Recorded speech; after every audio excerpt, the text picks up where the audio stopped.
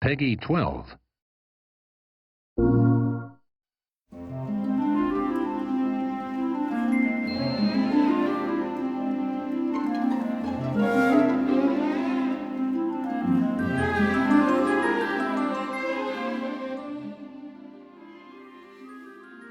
Welcome to Sony PlayStation's The Science Behind the Magic. I'm Steve Mould, I'm a scientist, and I'm going to show you some of the science behind the game Sorcery. In this game you play Finn, and you have along with you a sidekick called Erline, who is a talking cat. And sometimes they go to dangerous places and get in trouble, and they unleash some very powerful magic. And he needs to figure out how to use his wits and to use his magic to get out of tricky situations. So he's got his wand and he can move things around, and he starts to learn how to command the elements like fire and wind and ice and lightning. But I want to show you how you can do some of that magic in real life.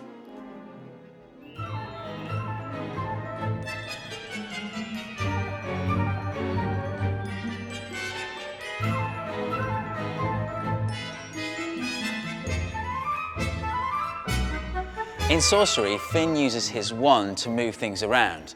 And as the player, you're using the move controller, so it's like you've got your own wand as well. But how might the wand in the game work? It might be that it's using electricity.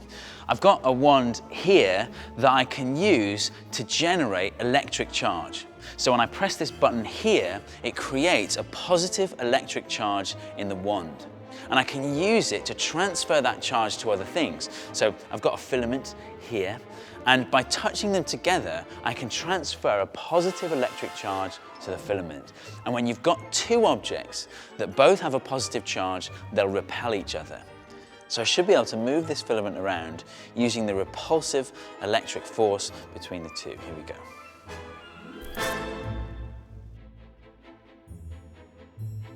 So you can see the positive charge in the filament is being repelled from the positive charge in the wand, and I can use that science to move this thing around.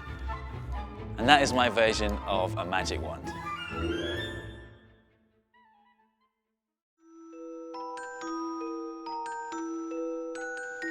In the game, Finn learns to command the wind, and he uses it as a weapon against his enemies. But what if you wanted to fire air at someone in real life? How could you do that? I suppose you could give it a push or something like that. We could try that here, see if we can knock over this scroll. Okay, here we go. Give the air a push. Right. Yeah, it's not really working. But you can do it. You just have to form the air in a certain way so that it doesn't break down as it's traveling.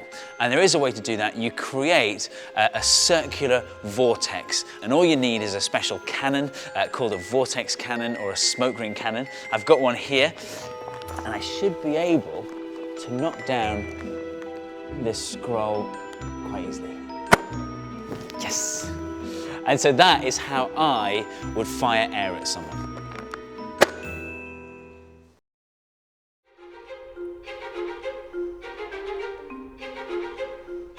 Lightning is one of the 6 main spells in Sorcery, but what is lightning in real life? Well, it's basically loads and loads of electricity passing through the air.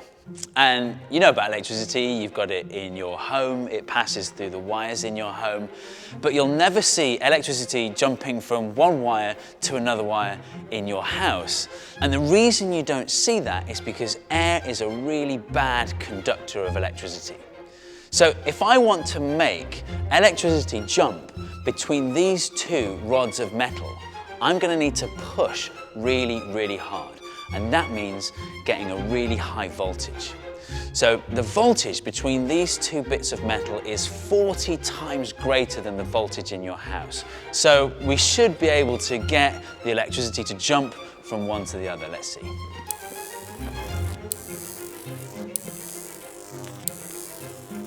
So there you go, electricity jumping through the air in real life. Finn is able to freeze rivers in Sorcery, and freezing happens when water goes below 0 degrees. But it doesn't happen straight away.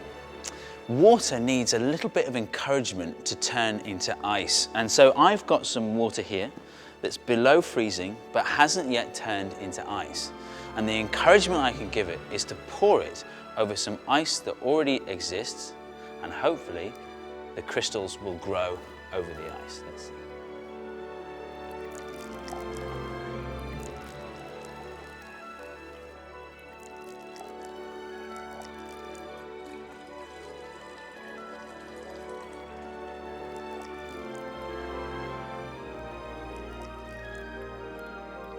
That's pretty cool. And so that is how you can freeze water that goes below 0 degrees.